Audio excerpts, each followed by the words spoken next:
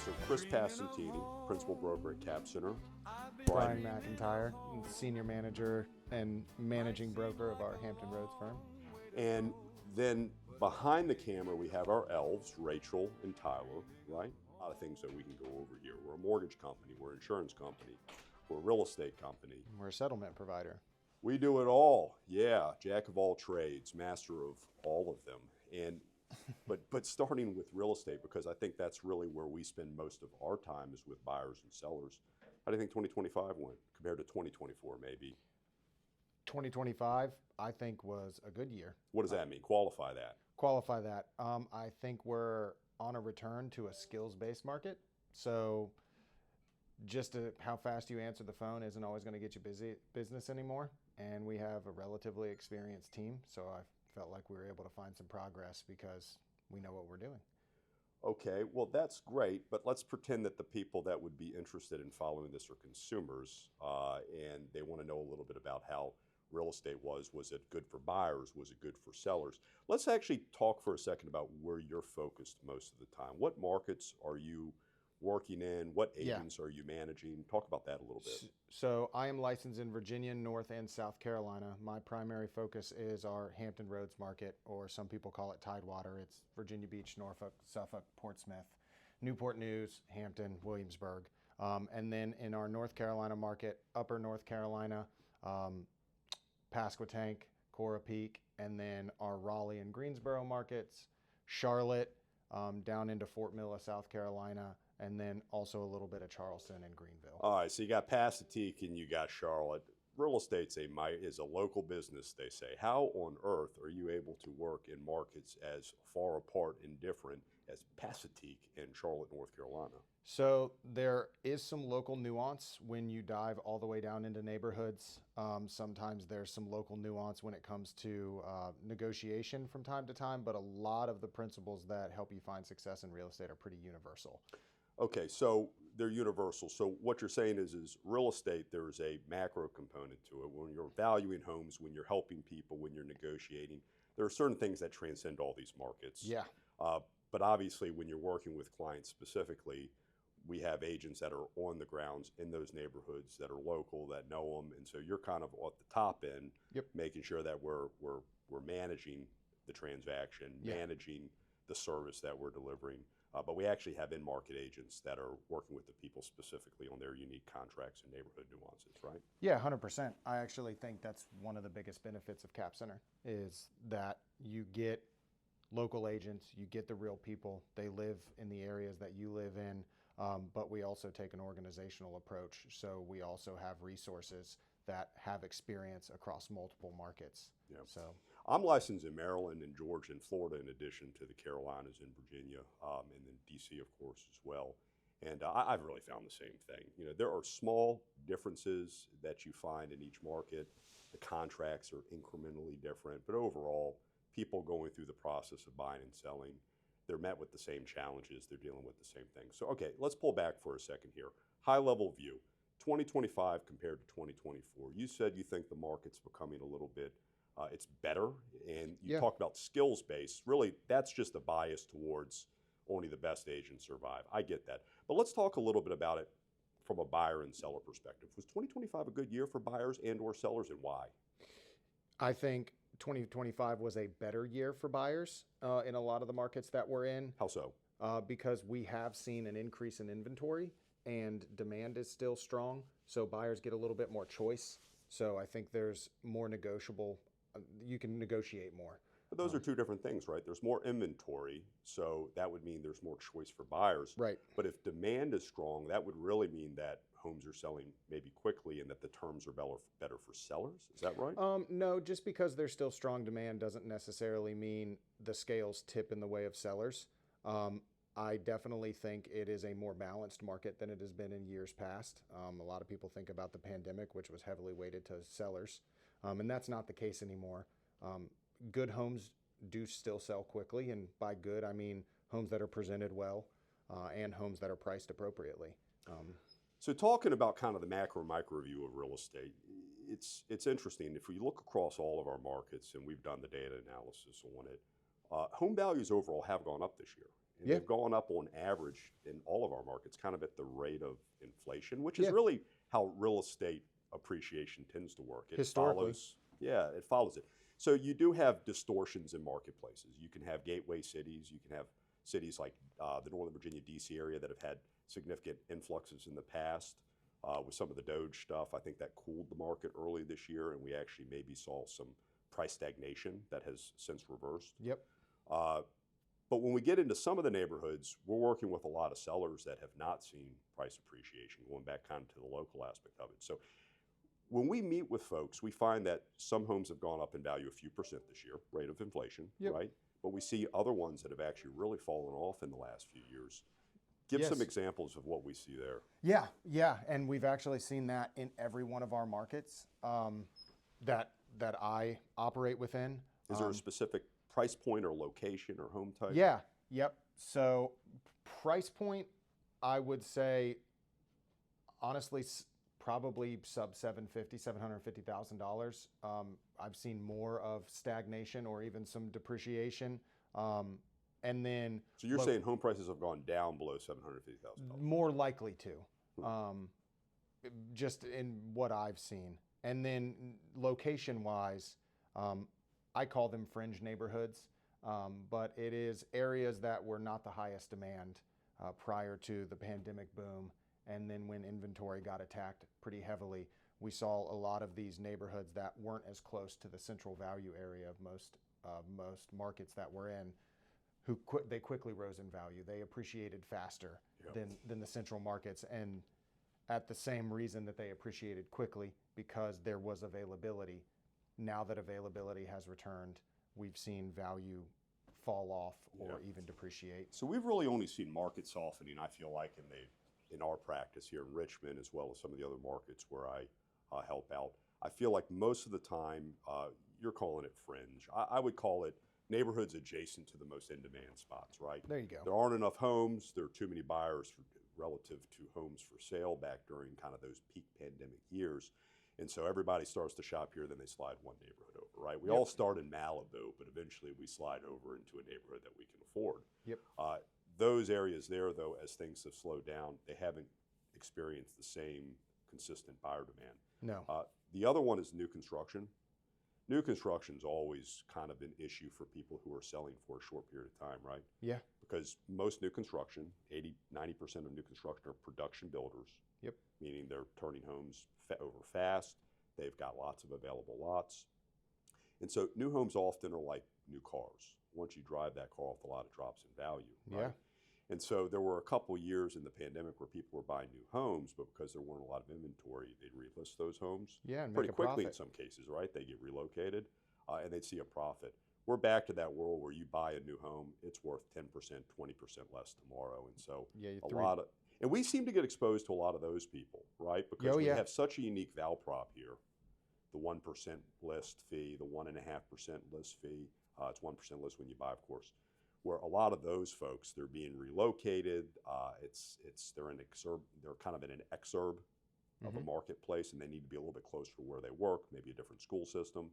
They're trying to list their homes, and they've actually taken pretty significant equity hits on their homes. Yeah. And that's why they're coming to us, right? Because the commission allows them to blunt what that cost is to them. But as a result of that, we get exposed to a lot of those types of situations. Yeah, those are clients who, whether by their choice or not, every dollar matters. And we see it everywhere. And we've seen, for the same reason that they purchased in that neighborhood, is that it was an affordable option for new construction and had availability at the time that they've purchased. It's now the primary thing that's working against them, because new construction is still happening, and everybody's got to remember that builders are not your traditional home seller. There's not emotion attached to there. They're just trying to get to the next permit a lot of the times. So they will attack their own pricing model to get inventory sold, and that is not good to the resale home in the neighborhood. Yeah, they drive down those prices. So let's have a conversation a little bit around how we have conversations around price with people, right? So your home hasn't appreciated by as much as you think. I mean, for the average person, think about this. We talked about home appreciation tends to track inflation, right? Yeah. That's just a general rule there. There may be some exceptions to that. but that's a general rule that is kind of time tested. And so you buy a home, let's say we're at that 2% appreciation point. I know it's a little elevated from that, closer to 3 right now, but you buy a home. Now the average person, let's think about that, when they sell a home, they generally pay about 6% commission, 3% to their list agent. We're 1.5.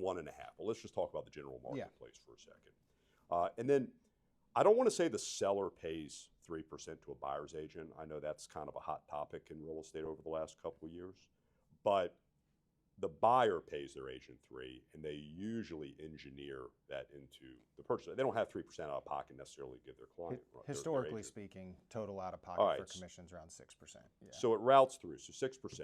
And then there's usually some transfer expenses associated with a home sale. There might be a well inspection that falls on the seller, a septic inspection, an HOA packet. You've got transfer taxes in some states. Settlement costs. Some repairs that might get negotiated. So you got 1-2%. So it's about 8% to sell a home, right? Yep. So you bought the home. You now need to sell the home. So even if the market is appreciating around you, average 2, 4, 6, 8, it might take 4 years just to break even on that. But let's not talk about whether or not it made sense to buy versus rent. Let's not even get into that conversation right now. I have my own opinions, and so do you. But when we think about 4 years, it means we're oftentimes sitting down with people if they're selling within a few years, even if it's not new construction. Yeah. It's not an equity gain for them, not the way they were hoping. Yeah. How do we have tough price conversations with people that have lost value in their homes? What's the appropriate advice for somebody like that? Because it's got to be tough medicine to take, finding out that you're about to, and nobody's selling quickly really because they want to. Usually there's something else in their life that's pushing that sale, right? Yeah, yeah. I mean, a lot of the market right now is driven by change. And sometimes we can't control when and how that change happens. And we are encountering, specific to reselling recently built new construction, that happens more often than not, but we are encountering sellers who we're having to have some tough conversations surrounding what their expectation of value is versus what we see. The best way to have that conversation, I don't know if there's a perfect way to play that song, but the one thing that I've consistently learned is that you have it early and often. They're typically going to have a lot of people talking in their ear, probably a couple other agents. Everybody knows a real estate agent. You throw a rock, you probably hit a couple real estate agents regardless of where you're standing. Everyone has an opinion, right? Yeah, and everybody's got an opinion. But most of those agents are your friends, and they're just trying to give you really good information. Sometimes it's just an agent that's trying to win your business, and they might be inflating value. How often, don't you love this, the agents that come in and they say, oh, we can sell your home, and they throw out some made-up number. And then they don't win the business. We win the business. It goes live, and that agent comes back and says, oh, you're overpriced. And we're priced some multiple below what they were saying that they could win it for. How often does that happen? That's almost every listing. Yeah, that happens. I can sell it for $500. Ma'am, your home is only worth $450. We listed at $450. Well, it's not going to sell there. It's not worth. It's only worth $400. That's a real thing. So there's a lot of people chirping in the ears, right? Yep. So again, how do we have? What is the essence of the real estate agent, anyways? Some people think we put them in the car and we find the homes. That's not really what we do. No, especially not at CapCenter. I mean, we're providing an advisory service. Showing homes and marketing homes is only one facet of what we do, and I think our real value comes in when it comes to creating the strategy to sell your home and also navigating negotiations, whether you're representing a buyer or the seller. That's kind of why I said I was happy that it's returning to a skills-based market, because when we're helping our clients find wins, it's not finding an exterior one, it's inside of the negotiations. All right, so let's pause this.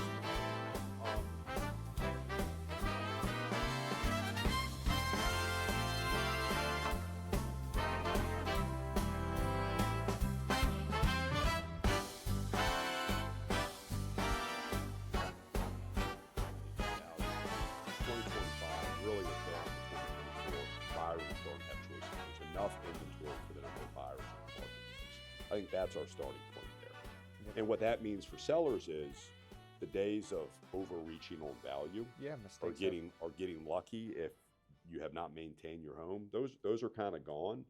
But for people that have bought their homes at fair market value, that have maintained their homes, it's now going up at the rate of appreciation, and we expect that to continue. The reason why I want to sink on that, okay, well, what's our 2026 forecast? And I'm going to tell you something. There were some analysts at JP Morgan Chase that said home values are going to go down 50% over the next couple of years.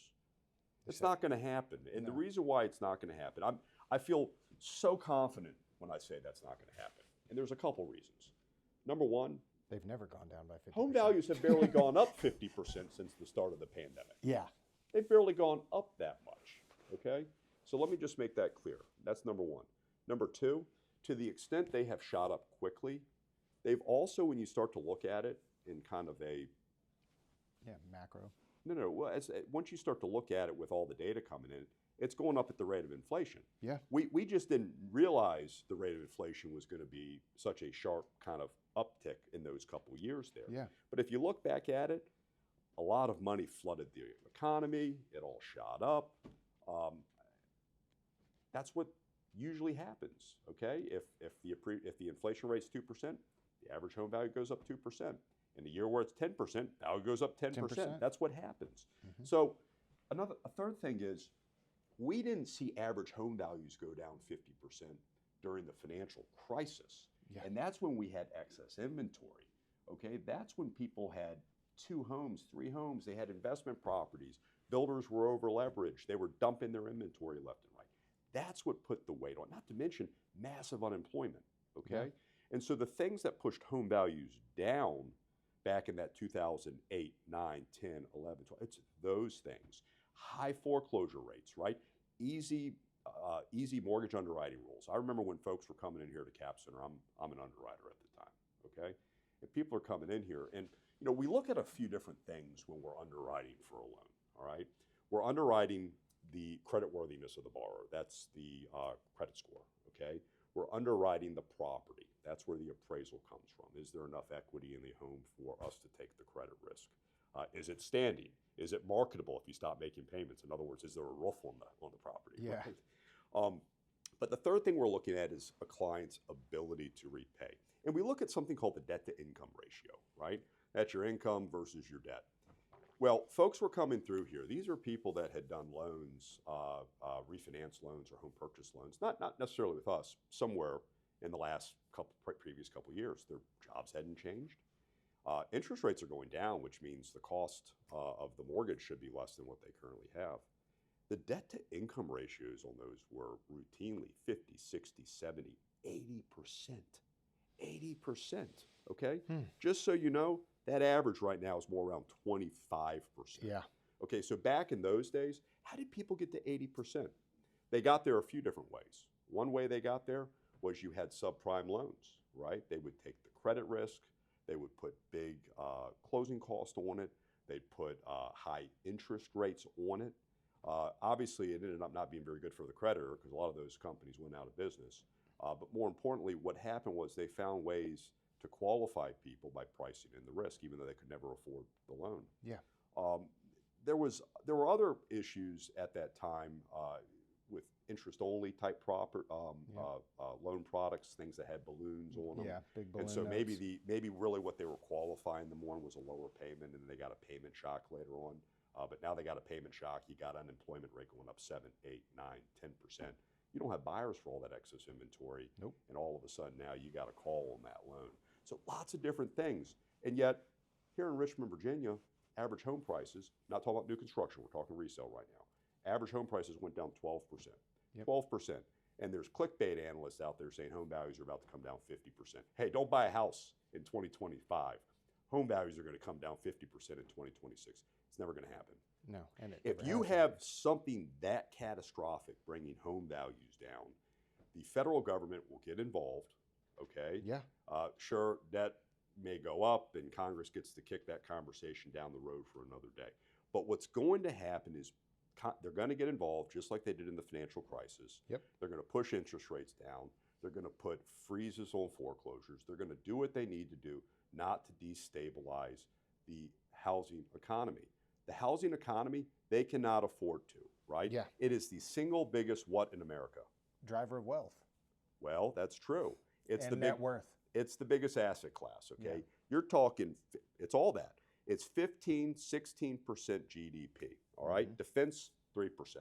Education, on down there in that 1 to 3% range, all right? Why? Because everybody needs a place to live. Residential real estate, everybody needs a place to live. Basic need. And the majority of people, basic need, and the majority of people own homes. And to your point, they want to own homes. They don't want to rent, right? Most of us live hand to mouth, okay? Hand to mouth. What does that mean? It means I get paid, and it immediately goes out the door. It goes to rent, it goes to food, it goes to all that good stuff, okay? So if I pay rent, all that money's going out the door, and I've got nothing to invest. I go out and I buy a home, and this is why the government wants people buying homes, okay? This is the whole entire premise for westward expansion. Keep pushing people out so that you don't have people living in densely populated areas trampling each other. Yep. You don't want that. So keep pushing people out. Keep a marketplace going where people can buy homes. You buy a home, and guess what? You're still living hand to mouth. You're still paying rent. But that rent you're paying, that's your mortgage payment now. Yep, you own it. And as you do it, the debt goes down, the equity goes up, and one day you got a nice little net worth for yourself, to your point. And that's the driver of net worth in America. That's also the driver of generational mobility, because you can leave that to your kids, and now they have an investment asset. You can borrow against that asset. What happens when you borrow against that asset? You've got security if you got to pay a medical bill, something comes up. You can downsize, buy another home later in life, and use it in order to help in your retirement years. The home is critical. They are not about to let the housing economy fall by 50%. That would be catastrophic. Yeah. Can you imagine the disparities and the inequalities that would create in this country? Yeah, it would decimate the American financial system. So you do have maybe certain areas where you could see some instability. Maybe second home markets would be at risk, right? We have seen far greater value gains in the higher price point communities. And we're not talking about $750,000 a million. We're talking about, it depends on your market. 2.5 million. 1.5, 2.5, 5.5. It's all relative to where you live. Yeah. And a lot of what fuels those prices, it's not regular run-of-the-mill inflation, right? No. It's equities, right? The stock market goes up, you got a little bit more money to spend, okay? But that's a very small percentage. You know, it used to be only 15% of people had money in the stock market. Now they say it's 85%. But it's not really. That's just because pension plans have gone away and everybody's got a stake in some retirement account, 401k, just some IRA, something's going on like that. But really, the people that are playing Monopoly with the S&P 500, playing Monopoly with NVIDIA and all these things, that's a small percentage of society. 100%. Right? And they're transacting a little bit different than the average. And the percent of transactions that happen above $1 million is very small. Depending on where you are, right? Yeah, in Yes. some markets it's 1%, in some markets it's 5%, but it's the minority share. Yeah. Right? It's definitely not the middle market. Yeah. And the middle market is what the country is built on, and it's what housing is really served. It's whose housing is serving the most. Yeah, 75% of transactions, and again, it's location based, but about 75% of transactions are going to happen sub $750,000. Okay, so 2025, better year than 24 in terms of a more balanced year. Yeah, okay? 100%. Now, better year, some subjectivity. Better for buyers because they had choice. Yep. Now, buyers will say everything's expensive, but you know what? Everybody is always stretching when they're buying a home. Would you agree? 100%. All right, so it's always expensive. That's a relative conversation. And also, would you also agree that pretty much all of us, given the choice, we would always slide into a different neighborhood than where we're shopping? If we could. You got it. We'd all be in Malibu. Okay, Yeah. that's the truth.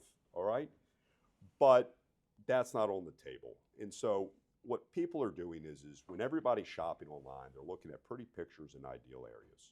But when they actually have to start shopping in the field, now reality sets in.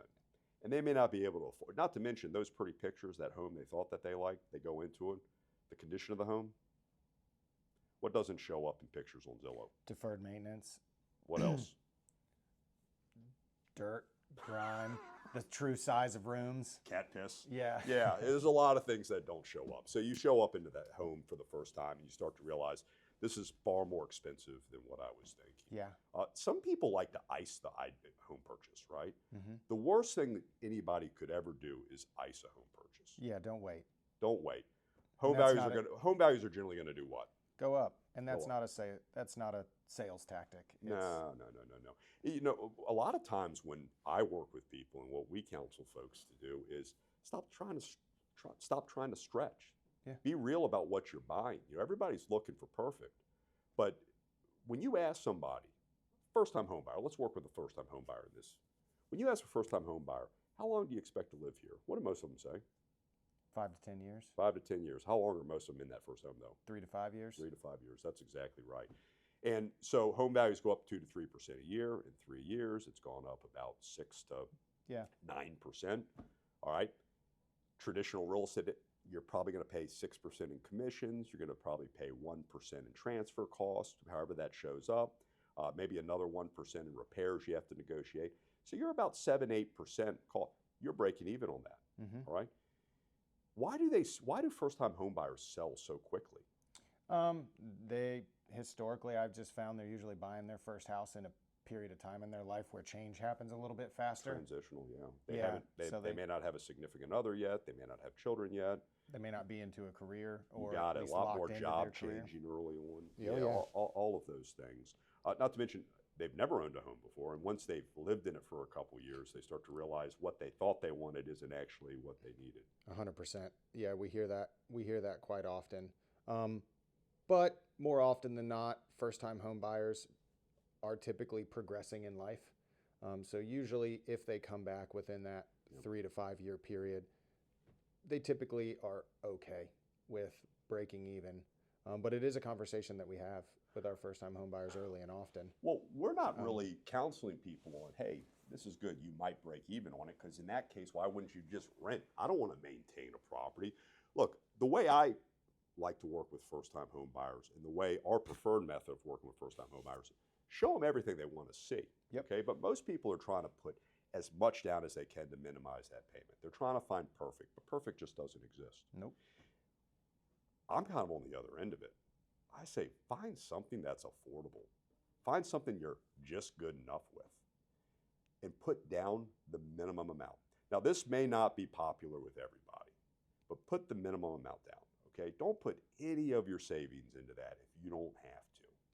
And the reason why is this. You may not want to be here in 2-3 years, and you may not be able to afford to sell it. Or here's actually a more productive way of thinking about it. Buy your first home, put the minimum amount down, live in it for a couple years, then rent it and go buy your next house. Because here's the thing. If you didn't put much equity into it, your savings are not held hostage for your next purchase. Yep. And the other thing is you can rent that home, go buy the next home. And when we underwrite you on that next property, the mortgage over here, the mortgage burden is offset by the future rental income. Yep. Think about that. So it's not holding you back if you don't have equity in it, and it's a payment that can be comfortably afforded by you and as a first-time home buyer and probably any other renter. All of a sudden now, when you're shopping, you get to hold on to this. This becomes an investment asset for you. And I'm going to tell you, you want your net worth to go up. If you want to put yourself on a solid footing come middle age, you need some assets. And let your renter pay down that mortgage for you. Yep. Even if it's not creating income, it is. So I'll tell you, my clients and even the folks that work here at CapCenter, because we do this every day and we're looking at these scenarios every day, they've become adept at this. So many folks that walk around these halls here, they own 2, 3, 4, 5 properties. I mean, they've made 7-figure net worths for themselves, not on their W-2 CapCenter wage, but just on the equity Assets, they've yeah. accumulated through home assets. Yeah. That's exactly right. All right, so 25, it's slowing down. It's better for buyers. Sellers, you've got to maintain your home. Yeah, I mean, the simplest way that I can put it is when we're talking to sellers about what the current market is, we've got to do more of the dog and pony show than we did in the last 5 years. It means you got to prepare your house for sale. We got to do some pre-listing prep. We got to mow the yard. We got to put some mulch in the beds. We've got to attack some deferred maintenance. Maybe change an air filter here and there. That's right. And you've got to price it appropriately. Yeah, that's the real thing. And so we come into everyone. You got a range. The range of value for your home is 400 to 410, 450. I mean, they're usually pretty narrow ranges once we've seen your home, right? And then people say, well, I want to price it at 450 to give myself some cushion. Good idea? Terrible idea. You price it at 450, you're not going to get any showings, are you? No, and they always, the common thing we hear is we can just take the shot, and if we don't get traction, we can lower it later. But a lot of sellers don't realize the goalpost moves. Yeah. So if your home should be at 415, when we price at 450, you're chasing the market down. You're chasing the market after 3 And once you sit for a while, people just don't come in. Why? I mean, they assume something's wrong with you. Yeah, it becomes a stigmatized property, and after 30 days, that 415 could look like 405. So you could drop to 425 and still be overpriced. People overprice for different reasons, right? Yeah, One reason people overprice is because they've just got some amount of money they want for something downstream, which is fine, but it's not oftentimes reality-based, okay? It's wishful thinking. Ultimately, all these homes, they tend to sell right in our ranges, right? Yeah. Very, very, very infrequently you catch a speeder and you get lucky, but it's the 1%, not even the 20%. The other reason why people tend to overprice, though, is they think they need room to negotiate down. Horrible idea. Yeah, I have never understood why a lot of the general public thinks everybody takes the split the baby approach to negotiating. If we're listed at 450, they're going to come in at 400. We're going to counter back at 425, and it's going to be good for everybody. It never works that way. It doesn't ever work that way. It literally never works that way. And if people think it works that way, it's because they sat for 4 months and somebody eventually just came in at what it was worth and then negotiated back up to the high end of our range, right? Yeah. What really, the best advice we can give, price it for what it's worth. Mm-hmm. And if somebody still tries to undercut you, counter back up to your list price. Be firm. If they try to put $15,000 in closing costs into it, we're listed at 415. We know it's worth 415. Counter it up to 430 and give them their $15,000 in closing costs. You don't have to take the offer, but if you never get the offer to begin with, no chance to negotiate. And you just said something a minute ago that I think is really valuable, is that home values find their way to the market value. They find their way to market. And so whether you overprice it and it sits for 6 months, or even I've seen it recently where if you underprice it and price it a little bit soft, there's still enough demand in the market that homes tend to find their way to that market value. All right, so 2026, they're saying inflation's going to be, it seems like that upper 2 to 3% seems pretty locked in. Pretty safe bet in my mind that home values for right now at the middle market will go up that much. If you see some massive explosion in the stock market, maybe the kind of the more luxury price points, maybe they do something a little bit screwy. There's probably still going to be a little bit of a weight on new construction, anything that was built in the last 5 years. If they're still developing in your area, yeah, that's a builders are cutting square footage, they're cutting finishes, and that's going to be a weight on home value. But overall, the average resale market probably going to go up about 2-3% a year. What are the things you think that could freeze the market and that doesn't come to fruition? All right, that's question number one. Question number two is, what are the things that could cause home values to go up even faster or outpace that projection right there? Yeah. Well, before I answer those and before I forget about it, you had said something earlier. We were talking about why it's never a good reason to wait for the home purchase. Don't ice the home purchase. Yeah. And that made me think of one of the most common things we've heard this year, and I know you've heard it, which is we're waiting for rates to go down.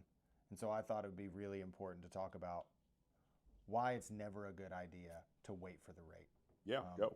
I agree. Yeah. And I'll ask you, but my biggest thing is if you're waiting for the rates to go down during that time, appreciation is going to happen. So home values are going to go up. You can't control home values. You can control your rate if it goes lower in the future. So refinances are always an option. Marry the home.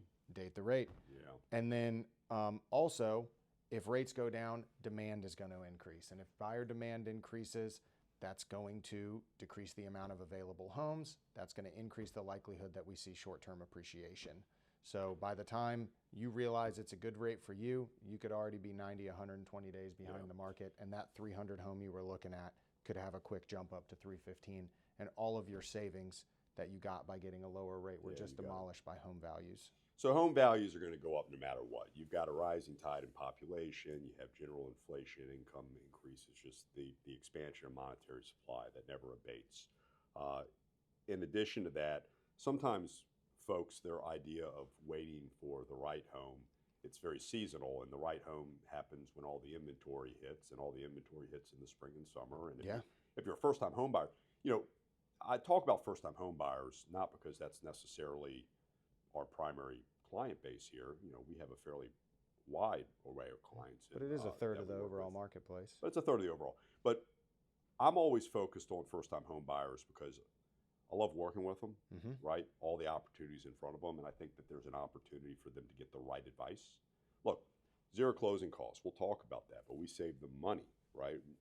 These savings are substantial in building long-term net worth. When you think about people buying homes and paying elevated commissions, mortgage closing costs, and you think the average person buys 5 homes over the course of their life, the real financial savings that we roll forward, it's per transaction, it's upwards. You buy a home, we've got our realty savings, you sell a home, we're at 1% versus usually it's about $10,000, $15,000 in commission savings on a buy and a sell. You get the mortgage, it's pretty significant, thousands in savings there. We're saving people $15,000 per transaction. Yeah. People then buy 5 homes in their life. Yeah. So you add that up. Then take that money, because most people are taking the closing cost and they're financing it into the home, right? On a refi, they finance it. They take a bigger loan out. On a home purchase, you've saved up 10% for your $300,000 purchase. That's great. Then you find out you got $10,000 in out-of-pocket mortgage expenses, maybe $15,000. All of a sudden, you don't have that in the bank. Nope. So what do? You put less down. That's in effect, it's taking a larger mortgage, you're financing it. When you start thinking about the transactional expenses, and you start thinking about those transactional expenses over 5 transactions, and then you start thinking about what's the time value of that. You're financing it at 3%, 5%, 9%, whatever the rate is. You're talking about hundreds and thousands of dollars in cost burdens incurred by closing cost expenses, by commission expenses. The very things that we are trying to eliminate. And some people say, oh, I only save $5,000 here, $10,000 there. Trust me, that adds up over time. So we work with first-time home buyers. We can really start putting them on a very prudent fiscal path to home ownership, building a net worth, and all those things. But I also like to think about first-time home buyers because that's where all the market demand comes from, right? Yeah. If I want to sell $1 million house, somebody's got to buy it. And that's usually not a first-time home buyer. Yeah. That's usually somebody selling a $500,000 house. Yeah. And the person selling that $500,000 house, they need a buyer. That's usually somebody selling a $300,000 house. Person that's buying that is usually a first-time home buyer. Yep. Right? Yeah. And obviously those numbers are going to differ depending on what market we're in a little bit, but just as an illustration. And so when do first-time home buyers really transact? And first-time home buyers, they transact when their what is about to end. Lease. Their lease, that's right. You graduate from school, whether that's high school or college. What time of year is it usually? It's usually in the late summer. Late summer? You graduated high school in the late summer? Sorry, that was for college, usually in the springtime. Okay, so most people are getting out of high school and college in that kind of April, May, June time frame right there. And so you get out and you go out and you get a job and you sign a lease, right? And most of those leases are on 1-year terms, right? So there we go. You got the 1-year term. So most first-time home buyers, they can't afford to pay a mortgage payment and a rent payment at the same time, or at least they don't want to. Yeah. Right. And so they're trying to time up that first purchase with their lease coming into to an lease. end. Yeah. Right. And so all those buyers look at this. So everybody, when I ask, when people say to me, I think the best time to sell my home is going to be in the spring. Why? Because it's going to be beautiful out. I think weather plays a role, but that's plays not a role. But it's like I always say, it's always beautiful in Southern California, and yet the demand is still right there in that period of time. Yeah, it's always beautiful in South Florida. Okay, actually, it might be better in January in South Florida than in June in South Florida. Yeah. So it's I think weather might play a role in a place that has bad weather, but I'll actually say something else to you. People love buying homes in April and May in the Rockies and in Maine, and it is still winter there, okay? It's not the weather. It's the first-time home buyers. Yep. Their leases are coming to an end. They're timing up their home purchase around that time, which means it's a good time to sell. And once you sell, you got to find the next property. And so it's a domino effect. So I'm the first-time home buyer waiting for things to become affordable. But what's affordable to me is multi-layered, right? The first thing is values are going to go up because of inflation, all right? Another thing is I don't want to buy a home when my lease with an active lease. That is an issue for affordability, which means I'm narrowly looking at one particular time of the year when my lease is ending. But guess what? So are all the first-time home buyer, age, peer type people. Yep. And look, there's other factors that are driving inflation at that point in time too. What happens in April? Tax returns are due. Yep. All right. A lot of companies are doing their corporate year-end stuff. Bonuses are coming out March, April. You're getting your tax payment back. I read somewhere one time that the biggest source of down payment is the tax refund. That's the biggest source of down payment in America. I don't know if it's true or not, but I read that somewhere at one point. So all these things are converging at the same time. Everybody's waiting for perfect. Perfect's not coming. Oh, by the way, what happens if interest rates start coming down?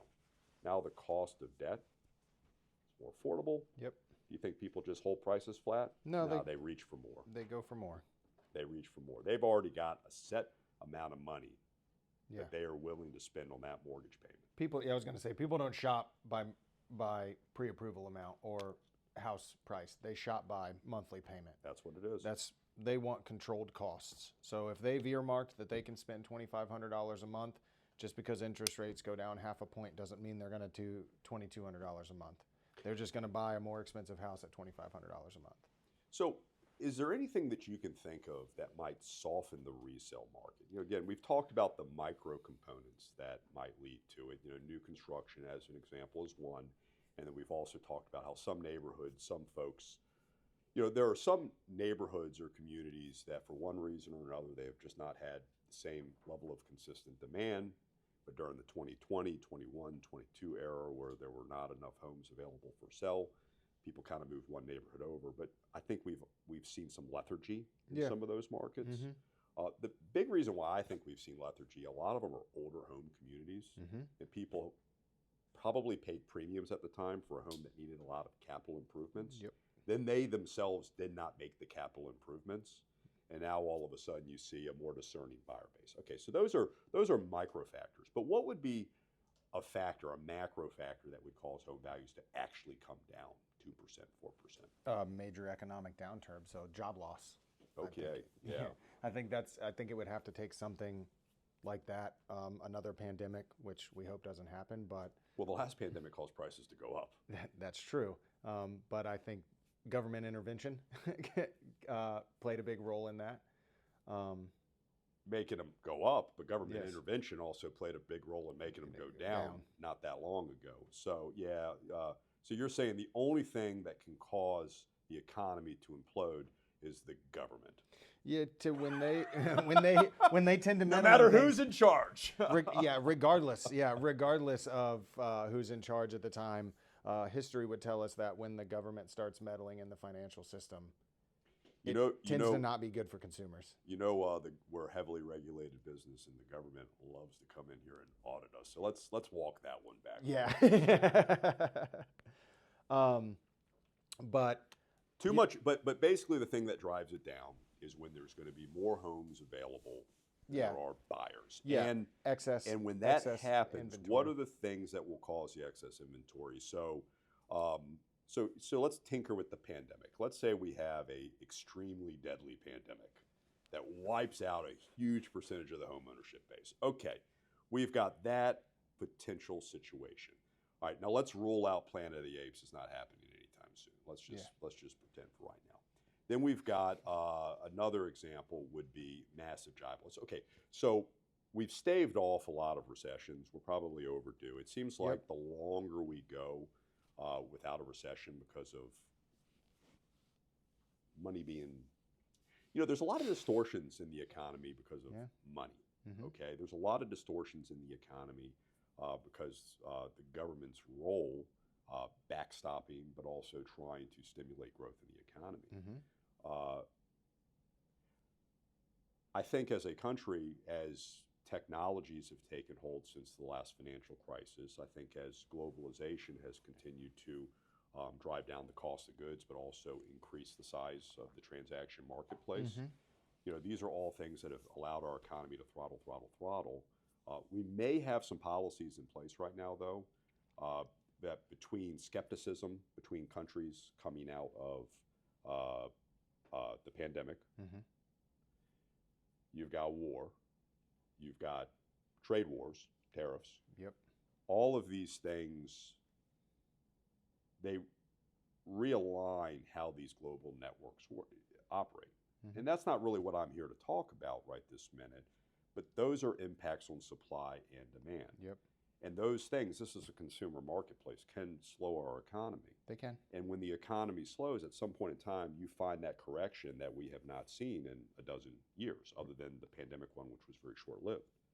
If we have a major correction, which would probably involve some level of job loss, there could be an increase of homes Yeah. hitting the market because people feel like they can't afford their mortgage payment. I'm going to come back to that.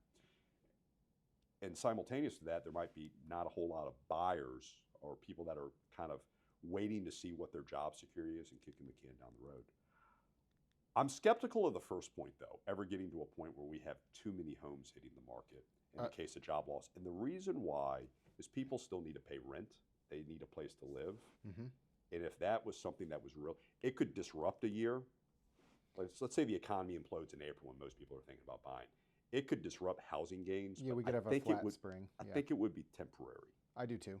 The pandemic was temporary, right? Yeah, the pandemic was temporary. Nobody transacted March, April, May, and then all of a sudden came back Boom. with a vengeance in the back third of the year. Yes, it did.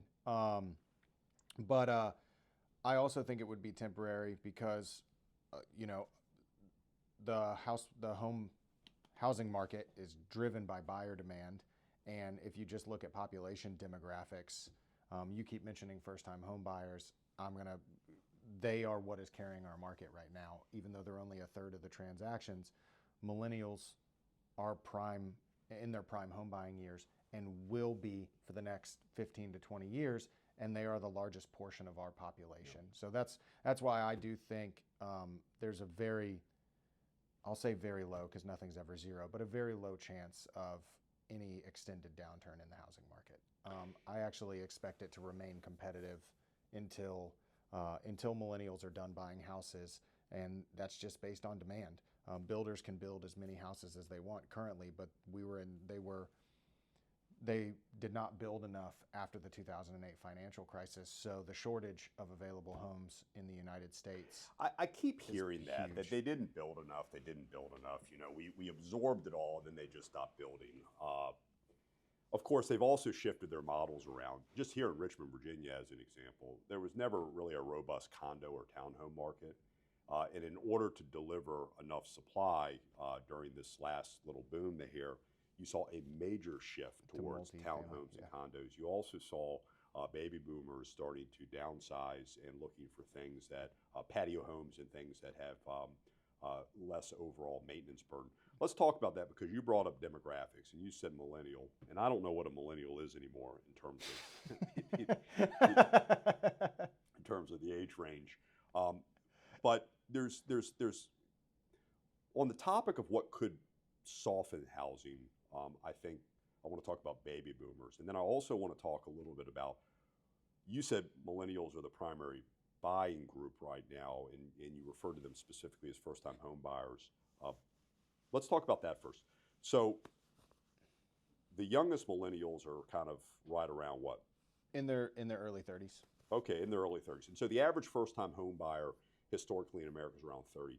And there's this soundbite that's around everywhere that this year it's 38. Yeah, that's... And I'm a little, and everyone's like, nobody can afford to buy a home anymore. It's only 38-year-olds buying homes. I don't know, though, that that's an accurate reflection of who first-time home buyers are. That may be structurally accurate, and that would still be hard millennials. But the reason why I'm not sure, there's two things. There's two demographic things. Number one is a lot of millennials move their timelines up on purchasing. When interest rates were low, there were people that were buying homes ahead of schedule. That is what caused the buyer boost. They're sitting at home, they got time on their hands. Their cost of living has gone down because they're sitting at home. Yeah. There were some pretty significant pay raises occurring at that point in time that had not yet been eviscerated by all the inflation that was going on. But again, more than anything, they see 3%, and all their parents are coaching them to buy their home a couple years earlier than they were thinking about doing, because rates would eventually go back up to 125%. Yep. You know, if your parents are pretty old, they might actually throw out a number that absurd. All right, but they could go up to 7%, 10%, 15%, whatever that benchmark is that they were feeding their kids. So I think a lot of first-time home buyers, they moved up their schedule. Yep. And they're just sitting flat right now, holding those low interest rates. I think that's one thing. The other thing is and this is more how averages just get impacted. So a lot of them move their schedule up, but the next group of buyers starting to come up are Gen Z, and that's a significantly smaller demographic group. And so any transacting they do, just like their parents, Gen X, it's going to be muted by the millennials the same way the baby boomers kind of muted the Gen X kind of demographic numbers in their own era. Talking about baby boomers, you know, something you mentioned, builders have not built enough homes, but I will just throw out there that baby boomers are a huge population. And a huge asset class. And they're aging. And so as they start to exit home ownership, I think that's a delicate way of saying it, as they start to die. Yeah, as they start to exit home ownership, they're going to leave behind a lot of homes. Yep. And there may not be as much population buyer push to absorb those homes. Yeah. And I'm only putting that out there because that's something that could cause prices to soften if all of a sudden you have it depends on how long this phase out happens. That's actually. However, what you just said also on top of that is they have a lot of assets. Yeah. Obviously, a lot of money is going to trickle down. And so people will be chasing. There'll be too many goods out there in this case. Yeah, I think there is a chance for that. But if there's a lot of it'll be interesting. But here's another thing. A lot of times when they talk about the net worth of baby boomers, it's still heavily weighted to home equity. Yeah. And if those values are going down on homes, their heirs are trying to sell them, it's going to take a chunk out of that. Look, it's a lot to kind of forecast towards. Baby boomers, you know, it's a wide range of age there. Yeah. My father-in-law is a baby boomer, my mother's a baby boomer, and they're 14 years apart in age, so they're going to be phasing out over a long period of time. All right, well, let's go ahead and take a break here. I think we've danced all around a lot of this. Might seem like a long way to go, but I'll make it, I know. Dreaming of home, dreaming of home. I'm sorry. Question on the other side.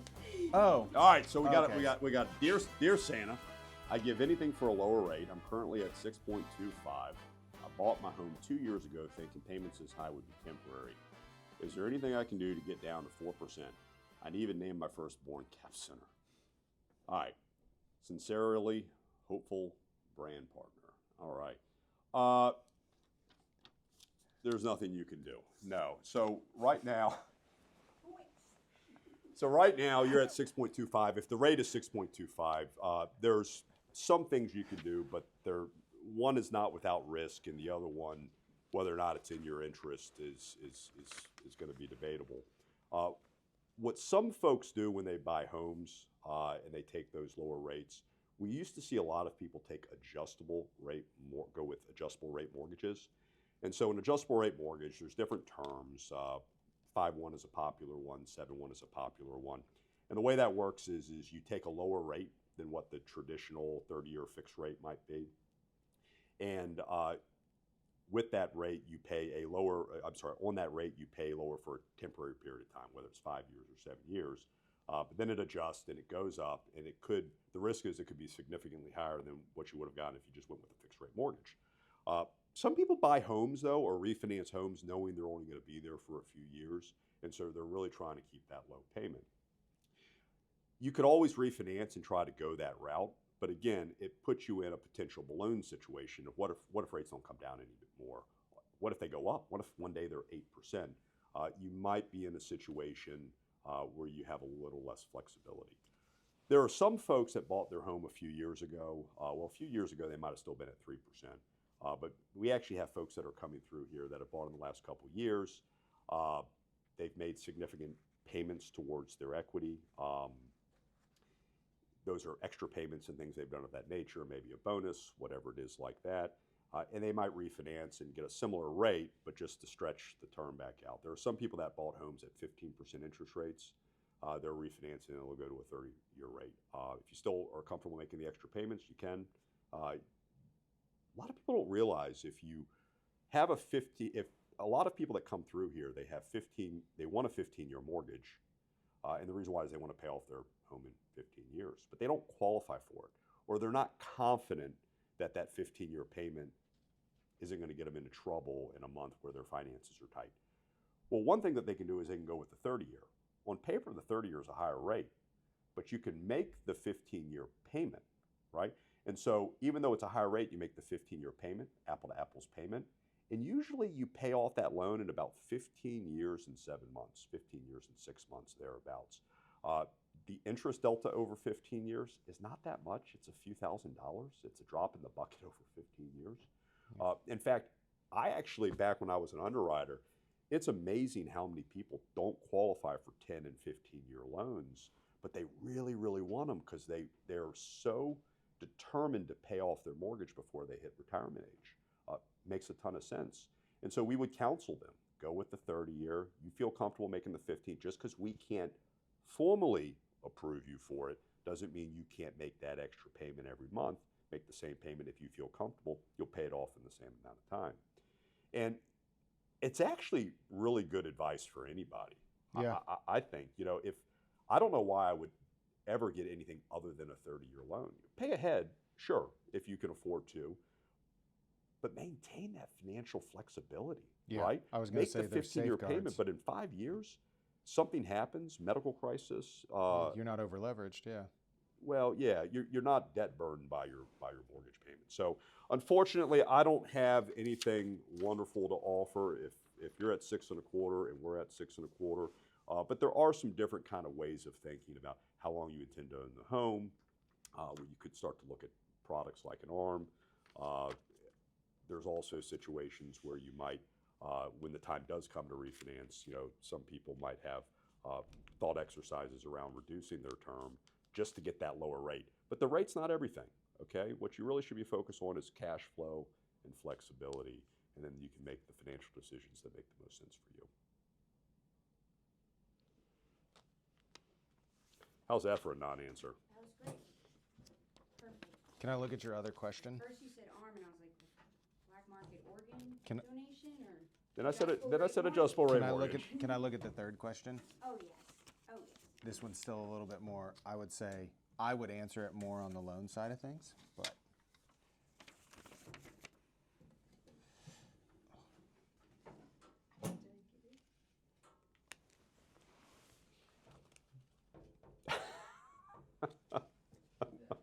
What do you?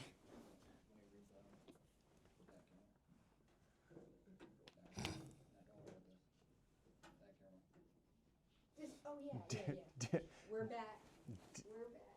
Dear Santa, one of my friends is a realtor and wants me to sell with him. I know I'd get a better deal through CapCenter. Can you help me navigate this situation? I don't want to lose this relationship, but my dollars are important to me. XOXO, anxious seller. Ooh, it's a seller. Yeah. We actually get that question all the time, especially because everybody knows a real estate agent. I would say my gimmicky general answer that I tell to a lot of sellers is if this is actually a good friend that you're getting ready to have to spend a lot of time with through the holidays, you're probably not going to want to yell at them if they don't do a very good job. So you could hire me specifically because if you get mad at me, you don't have to see me again. Why would they get mad at you? Yeah. But realistically speaking, when it comes to CapCenter, I think honestly we edge out a lot of the competition. Because of our model, our agents tend to operate at a higher volume, so they're typically more experienced than the friends in real estate. But in the instance that they're not more experienced, I do think mixing those relationships can be kind of tough, especially because your friend is less likely to be the one that's going to give you those tough conversations, like in the current market where we're in, where you might not be getting the sales price that you'd hoped. They'd be more likely to, I would say, be a little bit looser with that interpretation of what your home should list for. And then that can turn into a stagnation situation, and now you're ruining a friendship. Yeah, so sometimes your friends, they enable, instead of guiding you or advising you, they're enabling bad tendencies. But real quick, for this particular writer here, I think those are great selling points for why you want to work with CapCenter, but how do you manage that relationship? Because they're going to be unhappy if they don't get hired. And listen, I can give you a zillion reasons why they should work with us. To that point, objective service. Yep. That's a big one, right? Somebody that can give you objective advice, but also somebody. I hope they don't get mad at us, but hopefully it's at least somebody that the informality that a friend carries, where you might be chit-chatting over a cocktail at 12 o'clock and you can get heated or you can get passive aggressive with each other. None of that's going to exist in a professional relationship. And experience is a big thing too, right? Because the average agent sells how many homes a year? 8 to 10. No, that's 8 to 10 total transactions. Listings. Yeah. About half of that, right? Yeah, 5 to 7, yeah. Yeah, so 4 to 5, 5 to 7. So there aren't that many, but over here, our agents are 40 to 70 transactions a year, right? Home sales are about half of those, but we have dedicated list agents. That's what they do. They do this 50, 60 times, and so you're going to be better served. But again, it sounds to me like this particular writer, they already understand that the economics are more favorable over here. I think at the end of the day, when we show up, we're very transparent about what we offer. Here's our price, and here's what we do. Your friend, that neighborhood agent, they may say, yeah, but for 1.5%, 1%, they've got to cut a corner. We don't cut corners. Everything here, zero closing cost, our commission models, it's a bundle and save formula. We are involved in so much of the transaction that we are able to find efficiencies for our clients. That's the truth, okay? Our agents do 50 a year. They can be more efficient. They can be more effective. We do way more at 1.5% than anybody does at 3%. I assure you of that. And we also make investments in the home sale. But when we sit down with any potential home seller, we're going to walk them through not just our val prop, which is very easy to find on the website, but our service solution. How do we build the market for your home? And ultimately, how do we navigate you from point A to B? Because that's really the business that we're in, all right? We're transaction management experts in this particular case. We're going to value the home. We're going to help you set the price. We're going to get it promoted. We're going to manage the showing traffic. And more importantly, we're going to get you to closing. If your friend can sit down and do the same thing, then you're going to have to compare us head to head. But you got to ask them questions. Do you do this? Do you do that? And you're going to have to evaluate and help them realize that they're not the best person to offer the same service. And then lastly, you can just come down to it. I need to maximize as much as I can from this home sale. Can you match CapCenter's 1%? And if they say yes, then again, you can think through the value of that friendship. Most of them will not say yes. And most friends, because most of our clients, they all have a friend, and they've confessed on one-off situations that their friend was a little bit hurt that they didn't hire them. But the truth of the matter is, if your friend is charging 3%, that's 2% on a $400,000 home sale, that's $8,000, and they don't tell you to go the 1% route. Are they a friend? Well, yeah. I mean, it's the truth is, people have said, I thought my friend was going to take it poorly, but when I explained that y'all were going to do it for 1%, they said, you've got to take that deal. A lot of friends are very understanding. We hear that a lot. And I'll tell you, also, one last thing. I had a friend one time. I said, why didn't you hire me? Why didn't you hire me? Well, I hired you the last 4 times. I had to spread it around. Yeah, I just felt bad. Yeah, I just felt bad. I had to spread it around. That's what he said to me. Mm-hmm. And he said, you're always letting, everyone knows multiple agents, so you're always letting someone down, all right? But he said, try to spread it around. I said, but 1% versus 3. And he goes, yeah, but this this guy is a business owner. He said, yeah, but they buy a lot more product from me than you do. So fair enough, yeah. But yeah, listen, at the end of the day, we want to provide the best service. Yep. We want to provide the best price. Yep. And most of the time, if we can articulate those well enough, and then you can go back to your friend and say, this is what they're offering me, you'll find out if they're able to match that. Yeah. And if they turn out to be the best option for you, then great, so be it. We won't be mad at you. We won't be mad at you because we're objective. Yes. And we are not your friend, but your friendly service provider. Yeah. Friendly neighborhood service provider. One more. What are we doing here? You're Are you trying not to be in the camera? Okay. Boy, what do we got? All I've ever wanted, oh, dear Santa, all I've ever wanted is a vacation home somewhere near a beach. My family thinks it's nuts to buy a vacation home before my own home. Oh, a vacation home before. How very millennial, writer. When do you think is a good time or strategy for buying a vacation home?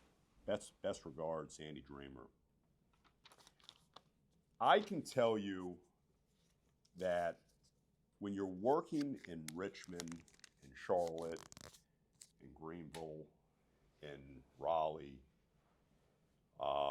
in DC, and Baltimore, we do not have a lot of clients thinking about a vacation home first because these are not your primary vacation destinations. That being said, we do have clients that have bought in the Virginia Beach area, in the Charleston area, and the first home they bought, they specifically purchased with the idea of buying it as an investment property that they could use as a second home. So the idea is I want to buy a beach house.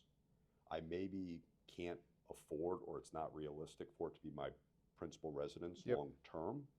But I'm going to buy it now. I'm unburdened by kids and family, and I can put renters and Airbnb guests in them and things of that nature. In terms of the advice to tell your family, Yeah, I'm not so sure. well, I'm not sure what the family's role in the purchase is. A lot of people, this writer is a first-time home buyer, and the majority of first-time home buyers are getting some sort of financial assistance from their parents, okay? Financial assistance does not have to be big mega bucks, but it is amazing at all different price points. There's often something, and maybe it's just emotional support. First-time home buyers, they do tend to really lean on their parents for advice. And most of them, their parents did not have Airbnb and online vacation home management. They didn't want to think in this way. In fact, when they bought their first home, they didn't even have Zillow, which means they had to go to the neighborhood agent to put them in the car, to drive them around, and people stayed in their homes for longer. So these were all a variety of factors that influenced what agents did back then. We don't find homes anymore for our clients. I mean, we might nudge them one direction or another. Yeah. But back in those days, the role of the agent was different. Yeah.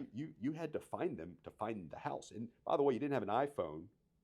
It was too cumbersome to pull out your atlas. Yep. You drove around and looked for signs. I used an atlas the first few times. I didn't have an iPhone yet. I used an atlas. I know, that's a disgusting look that you just gave me there.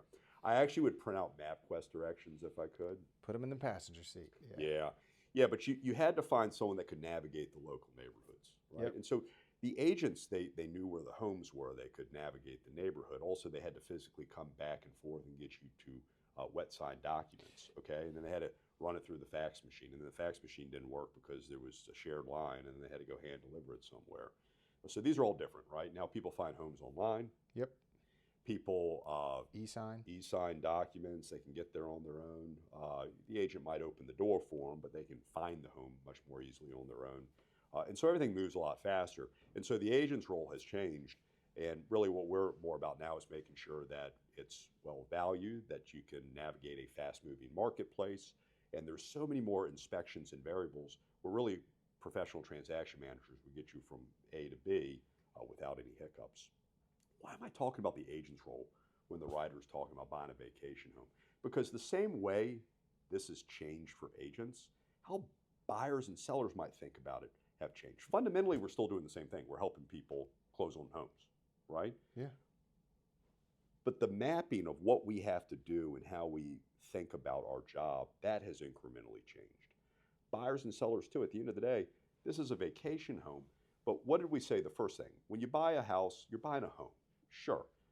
When you rent a home, you're in a home. It's still your home. The reason why people buy is because when you buy a home, you're buying an asset. Yep.